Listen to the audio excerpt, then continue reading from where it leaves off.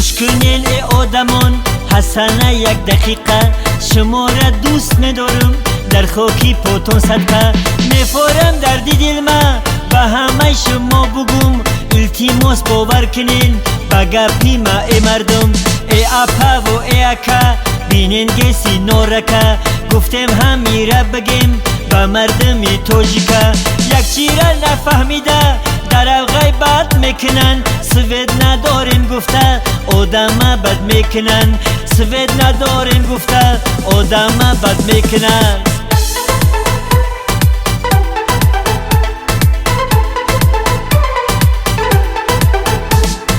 ای مردم باور کنین گیسی نورا کم شده بلاگر و ای تاجیک در پیشی گیس جمع شده گفتم قربانی نگمت گیسه بکن سنیمت آبی نورا کم شده آنا بینید مرحمت سوید نداریم گفته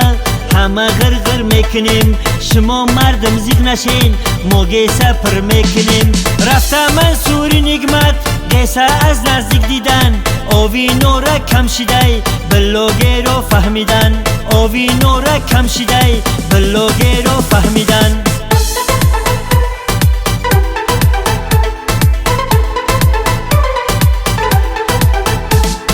دیدن کی در حقیقت کمتر شیده آوی گیس مورا باور میکنن خلقی تاجیک دگم نیست باور اگر نکنین بیین خطان ببینین بر روی گیس پرشیدن کمترک توقت کنین همه را میفورکی در خونش سوید باشه